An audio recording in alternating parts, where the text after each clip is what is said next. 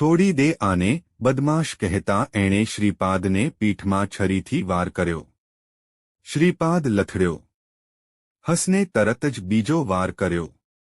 આ વખતે છરી શ્રીપાદની પાંસળીમાં ખૂંપી ગઈ. હવે આ ઓરડીમાં શ્રીપાદની ચીસો ગાજવા લાગી. એની પકડમાંથી છૂટીને અનસૂયા ઝડપથી ઊભી થઈ ગઈ. પોતાની દીકરીને ઉપાડીને એ બહાર દોડી ગઈ. ગંગાધર પોતાની પત્ની સાથે વડાલા પોલીસ સ્ટેશનના વરંડામાં ઊભો હતો. થાણાના ઘડિયાળમાં રાતના 9:30 વાગ્યા હતા. એ ખૂબ જ અસ્વસ્થ હતો. થાણામાં એ આવ્યો તો હતો, પણ એને લાગતું હતું કે એનું કામ નહીં થાય. એની પત્ની અનસૂયાના ખોળામાં એક નાની બાળકી હતી અને 4 વર્ષનો એક છોકરો ગંગાધરની આંગળી પકડીને ઊભો હતો. એ જે બસ્તીમાં રહેતો હતો ત્યાં પોતાની અસામાજિક ધંધા ચલાવતો અને દાદાગીરી કરતો. એક શ્રીપાદ નામનો માણસ પણ રહેતો હતો. ગંગાધર એક સાધારણ મિલમજદૂર હતો. શ્રીપાદ વિરુદ્ધની ફરિયાદ લઈને એ થાણામાં આવ્યો હતો, પણ સામાન્ય ગાળાગાળી અને સાધારણ મારામારીના કિસ્સામાં ફરિયાદ લખી તો લેવાતી, પણ ખાસ પગલાં લેવાતા નહીં. પોલીસની આ જાતની રીતભાતથી ગંગાધર મૂંઝાઈ ગયો હતો. એ ફક્ત એટલું જ ઈચ્છતો હતો કે પોલીસ શ્રીપાદ દાદાનો કંઈક બંદોબસ્ત કરી દે. વધારે કંઈ નહીં તો એની સામે એને બોલાવીને ઠપકો આપે, પણ એમ થતું નહોતું. ગંગાધર 1 કલાક પહેલા પણ થાણામાં આવ્યો હતો ને કહ્યું હતું કે શ્રીપાદ એને અને એની પત્નીને ધમકાવે છે ને ગાળાગાળી કરે છે. ફરિયાદ લખાવીને એ જ્યારે ઘરે પહોંચ્યો ત્યારે ફરિયાદ કરવા બદલ શ્રીપાદે એને ગાળો આપી ને તમાચા માર્યા. ફરીવાર આની ફરિયાદ લખાવવા એ આવ્યો હતો. એના સદભાગ્યે વડાલા પોલીસ સ્ટેશનના ઇન્સ્પેક્ટર પ્રભુ વરંડામાં ઊભા હતા. થોડી વારમાં જ એને ફરીવાર આવતો જોઈને એમને નવાઈ લાગી. અનસૂયાની રાડો આખી ચાલી સાંભળતી હતી, પણ કોઈ મદદ માટે બહાર ન આવ્યું. શ્રીપાદે અનસૂયાના કપડાં ફાડી નાખ્યા. એને નીચે પાડી દીધી અને તદ્દન નિર્વસ્ત્ર કરવાના પ્રયત્નો કરવા લાગ્યો. અનસૂયા એનો સામનો કરતા કરતા રાડો પાડતી રહી, પણ કોઈ એની મદદે ન આવ્યું. ચાલીમાં એવું કોણ હતું જે શ્રીપાદની સામે આવવાની હિંમત કરે? દ્રૌપદીના ચીરહરણ સમયે સ્વયં શ્રીકૃષ્ણ ભગવાન હાજર થયા હતા. વડાલાની આ બેઠી ચાલમાં પણ એક જણ ભગવાનના રૂપમાં આવી ચડ્યો હતો. બિચારો ગરીબ, ફળ વેચવાવાળો. જે મોસમમાં જે ફળ મળે એ વેચવાનો ધંધો હતો હસનનો. હમણાં એ કલિંગર વેચતો હતો. ચાલી પાસે આવતા એણે અનસૂયાની ચીસો સાંભળી. એના છોકરાને રડતો જોયો. અંદર આવતા એણે જે દ્રશ્ય જોયું એથી એ હચમચી ગયો. પળવારમાં જ એને બધી વાતનો ખ્યાલ આવી ગયો. દરવાજામાં ઊભા રહીને એણે જોરથી કહ્યું, "એ છોડી દે બિચારીને." હસનનો અવાજ કદાચ શ્રીપાદના કાન સુધી પહોંચ્યો જ નહીં. હસનનું માથું ભમી ગયું.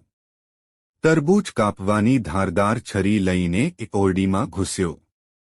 છોડી દે આને, બદમાશ કહેતા એણે શ્રીપાદને પીઠમાં છરીથી વાર કર્યો.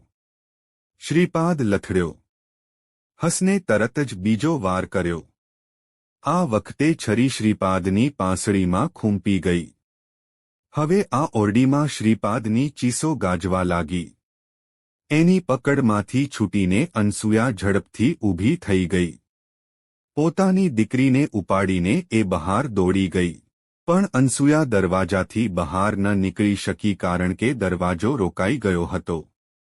એ ઘટનામાંથી બીજી અને બીજીમાંથી ત્રીજીનો સંયોગ બનતો ગયો હતો. ઇન્સ્પેક્ટર જયકરના સહયોગી સબ ઇન્સ્પેક્ટર કામત સંજોગવશાત ત્યાં આવી ચડ્યા હતા. કોલાબામાં થયેલી એક હત્યાની તપાસનું પગેરું વડાલામાં મળ્યું હતું. કામતને જયકરે વડાલા તપાસ માટે મોકલ્યા હતા. પૂછપરછ કરતા કામત આ ચાલ પાસે પહોંચ્યા હતા ત્યાં આચી સાચીસ સાંભળીને એ દોડી આવ્યા હતા. ઓરડીનું દ્રશ્ય જોઈને એ સ્તબ્ધ થઈ ગયા. સૌ પહેલા એમણે હસન પાસેથી છરી ઝૂંટવી લીધી. પોલીસને જોઈને એ ગભરાઈ ગયો. હાંફતા હાંફતા એણે કહ્યું, સાહેબ, આ માણસ પેલી બાઈની ઇજ્જત લૂંટતો હતો. ઓરડીમાં શું બન્યું હશે?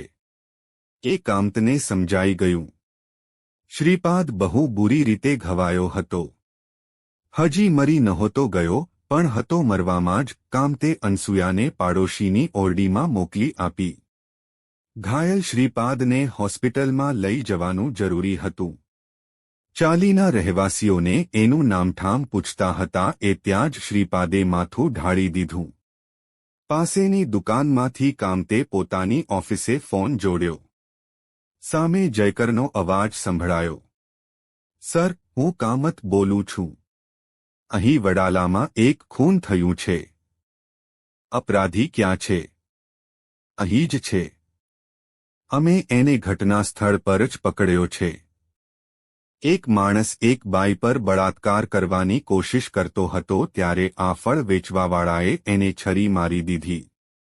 આ કેસ હવે હું વડાલા પોલીસ સ્ટેશનને સોંપી દઉં. જુઓ, તમે વડાલા પોલીસ સ્ટેશનને જાણ કરો, હું પણ ફોન કરું છું. પંચનામું વગેરે એ લોકોને કરવા દેજો. તમે આસપાસના લોકોના બયાન લઈ લ્યો. ખબર મળતાં જ વડાલા પોલીસ સ્ટેશનમાંથી ઇન્સ્પેક્ટર પ્રભુ પોતાના સાથીઓ સાથે આવી પહોંચ્યા. તપાસનું કામ એમણે શરૂ કરી દીધું. અનસૂયાની બંગડીઓ તૂટી ગઈ હતી. એના ટુકડા કબજે કર્યા. અનસૂયાના કાળામાંથી લોહી નીકળ્યું હતું અને એના માથામાં પાછળ ચોટ આવી હતી. અનસૂયા પાડોશીના ઘરમાં હતી. હજી એ સ્વસ્થ નહોતી થઈ. સાડી અને બ્લાઉઝ એણે બદલી લીધા હતા. એના ઉતારેલા કપડાં અને હસનની લોહીભીની છરી પણ કબજે કરવામાં આવી. સાંજે 4 વાગ્યે ગંગાધર મિલમાંથી પાછો વળ્યો. ચાલીમાં અને પોતાના ઘરના દરવાજા પાસે ભીડ જોઈને એ દોડ્યો. પોતાની ઓરડીનું દ્રશ્ય જોઈને એના પગ ધ્રુજવા લાગ્યા. એને જોઈને અનસૂયા જોરજોરથી રડવા લાગીને માથું કૂટવા લાગી. કામતે એને શાંત કરીને ગંગાધરને પ્રશ્નો પૂછવાની શરૂઆત કરી. બધી વાત જાણીને ગંગાધર ખિન્ન થઈ ગયો હતો. ફળ વેચનાર હસન પ્રત્યે આભાર અને હમદર્દીથી એનું મન છલોછલ થઈ ગયું. એને ખબર હતી કે હસનના કારણે જ એની પત્નીની ઇજ્જત બચી ગઈ હતી, પણ હવે હસનનું શું થશે? એને બચાવી શકાશે કેમ? હસન પણ ડરી તો ગયો હતો, પણ એને બિલકુલ પસ્તાવો નહોતો થતો. કાયદો હાથમાં લેવાનું સાચું હતું કે ખોટું એ વિચારવાનો સમય જ ક્યાં મળ્યો હતો. એણે તો પોતાની ઇન્સાની ફરજ નિભાવી હતી. શ્રીપાદની લાશ પોસ્ટમોર્ટમ માટે મોકલી આપવામાં આવી. અનસૂયા, ગંગાધર, હસન અને બીજા 2-3 જણને સાથે લઈને કામતસી તાઈકડી ઓફિસે પહોંચ્યા ત્યારે સાંજના 7 વાગી ગયા હતા. કામતના રિપોર્ટ પરથી જયકર મામલો સારી રીતે સમજી ગયા. હસનની સામે જોઈને એ ધીમે ધીમે એક વાતો પૂછતા ગયા. હસન જયકરના સવાલોના જવાબ આપતો રહ્યો.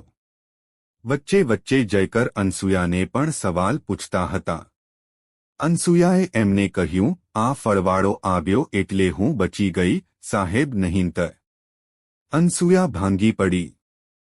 હસને દ્રઢ સ્વરે કહ્યું, સાહેબ, એક ઓરતની ઇજ્જત બચાવતા, એની જાન બચાવવા માટે મને જો આખી જિંદગી જેલમાં વિતાવવી પડશે તો એ પણ મંજૂર છે. જેલમાં રહેવું પડશે. શા માટે? હસન, તે કર્યું શું છે? જયકરે હસી પડતા કામત સામે નજર કરતા કહ્યું, આનો કોઈ વાંક ગુનો નથી. એણે જે કર્યું છે એ બરાબર કર્યું છે. શ્રીપાદને મારી નાખવાનો અધિકાર એને કાનૂને જ આપ્યો છે. ભારતીય દંડ સંહિતાની કલમ 100 પર વિચાર કરીએ તો મારી વાત સાચી છે એની ખાતરી થઈ જશે. બળાત્કાર કરનાર કે બળાત્કારનો પ્રયાસ કરનારને મારી નાખવાનો અધિકાર એનો ભોગ બનનાર સ્ત્રીને તો છે જ, પણ એ જગ્યાએ હાજર હોય એવી કોઈ પણ વ્યક્તિને છે. હસને સારું કામ કર્યું છે. ઇન્સાની ફરજ નિભાવવી એ ગુનો નથી. હસન અને અનસુયાના બયાન લઈ લો. પછી એને છોડી મૂકીએ. જયકરે હસનની સામે જોતા કહ્યું, તે કોઈ ગુનો કર્યો નથી. તારી જગ્યાએ જો હું હોત તો હું પણ એ જ કરત જે તે કર્યું. હું તને છોડી મૂકું છું, હસન. હસન ભાવવિભોર થઈ ગયો. એની આંખો ભરાઈ આવી. અનસુયાની અને ગંગાધરની હાલત પણ એવી જ હતી. જો તમને આ વિડિયો ગમ્યો હોય તો લાઇક કરો, મિત્રો સાથે શેર કરો અને ચેનલને સબસ્ક્રાઇબ કરો. ધન્યવાદ.